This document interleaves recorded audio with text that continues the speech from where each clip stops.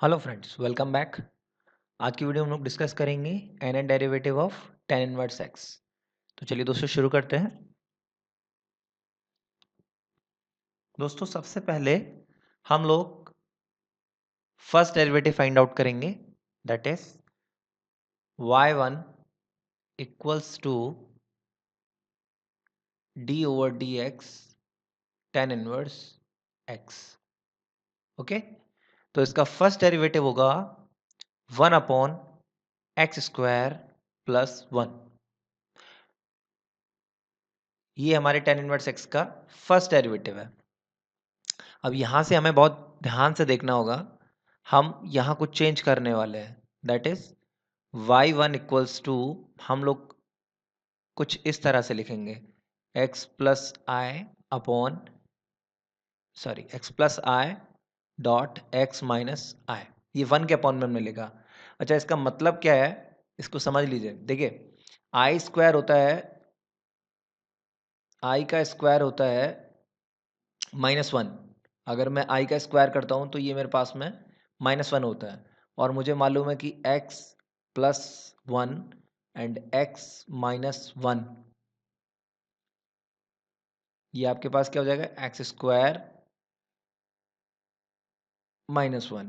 ठीक है, बट अगर मैं इसकी जगह पे एक्स स्क्वायर माइनस आई स्क्वायर कर दूं तो ये क्या हो जाएगा मेरे पास, एक्स स्क्वायर प्लस 1। तो ये आइडेंटिटी छोटी सी हमें याद रखनी है। ठीक है, तो आगे बढ़ते हैं। अब हमें क्या करना है कि हम इसको पार्शियल फ्रैक्शन की हेल्प से ब्रेक करेंगे। तो पार्शियल फ्रैक्शन की हेल्प से इसको ब्रेक कैसे करना होगा, अगर कोई दोस्त ऐसे हैं जिनको पार्शियल फ्रैक्शन में थोड़ी प्रॉब्लम है तो वो इस स्टेप को बहुत ध्यान से देखें, क्योंकि मैं इसको पूरी तरह से सॉल्व इसीलिए कर रहा हूँ कि अगर कोई छोटा मोटा डाउट है किसी पॉइंट को लेके तो वो क्लियर हो जाना चाहिए यहीं पे।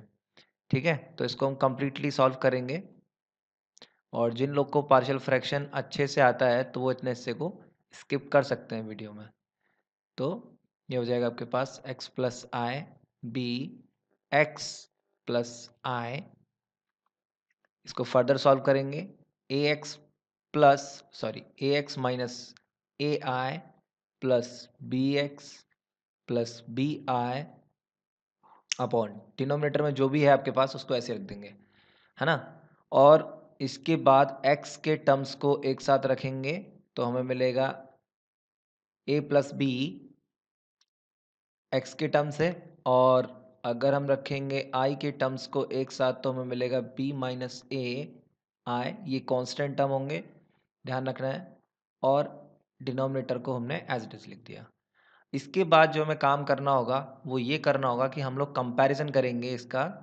देखिए, कंपेयर करना है इसको आपको 1 अपॉन जो आपके पास में ओरिजिनली था term x plus I X minus I equals to A plus B x plus B minus A I equals to upon denominator में एज इट इज़। तो डिनोमिनेटर से तो डिनोमिनेटर आपका कैंसिल आउट हो ही जाएगा। अब यहाँ देखेंगे कि क्या कोई एक्स का टर्म लेफ्ट हैंड साइड में है, नहीं है। इसका मतलब a प्लस बी बराबर हो जाएगा 0, या हम कह सकते हैं कि a बराबर हम लिखेंगे माइनस बी, जो भी सूटेबल हो। ठीक है, and b minus A I equals to होगा 1। ये कांस्टेंट टर्म था हमारा, है ना। तो हम क्या करने वाले हैं कि a equals to minus B रख लेते हैं। तो b इक्वल्स टू क्या हो जाएगा हमारे पास में, माइनस बी रखा हमने एक ही जगह पे।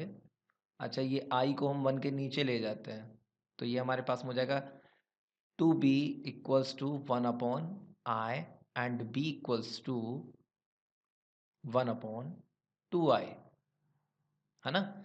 और यहाँ से हमें a की वैल्यू भी मिल जाएगी, क्योंकि a इक्वल्स टू क्या है, a इक्वल्स टू तो है माइनस बी। दैट मीन्स कि a की वैल्यू हो गई 1 अपॉन, ये 1 है, 1 upon 2i but minus times. तो ये हमारे पास ए की वैल्यू आ गई। तो अब ये वैल्यू हम लोग रख देते हैं। मान लीजिए कि ये आपके पास इक्वेशन 1 था, तो इक्वेशन 1 में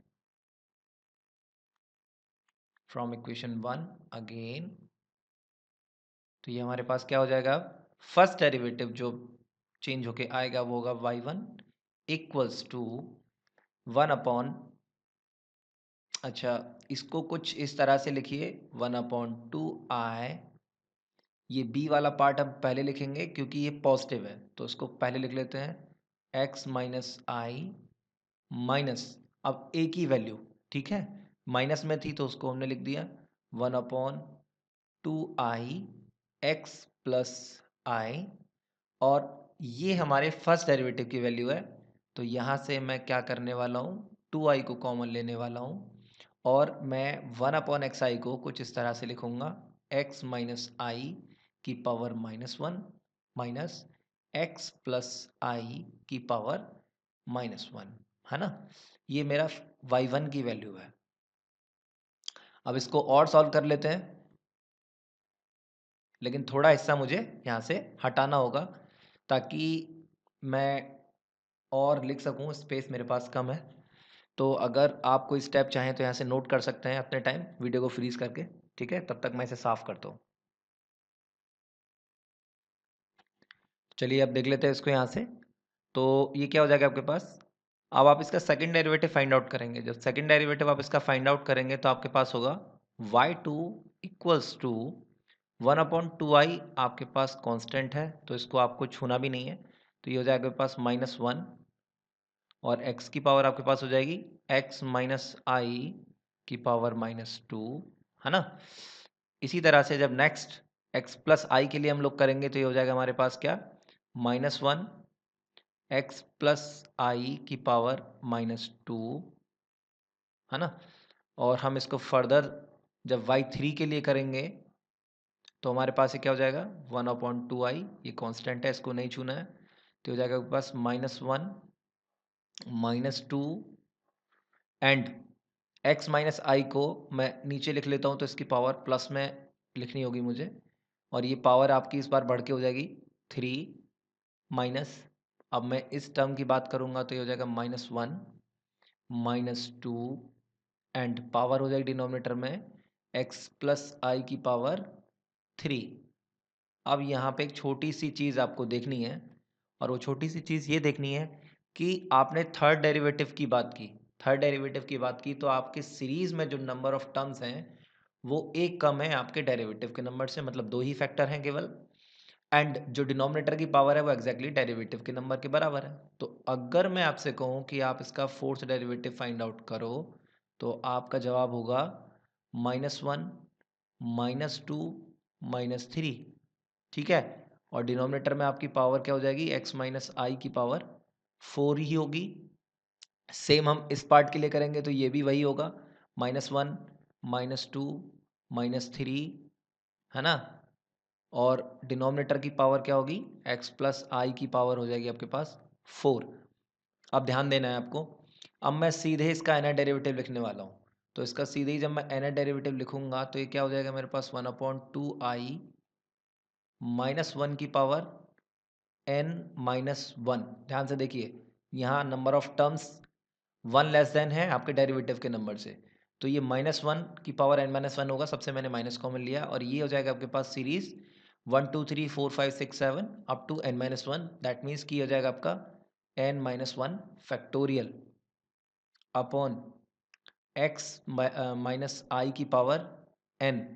सिमिलरली ये इसके लिए भी वही होगा, -1 की power n-1 dot n-1 factorial upon x plus i की पावर n।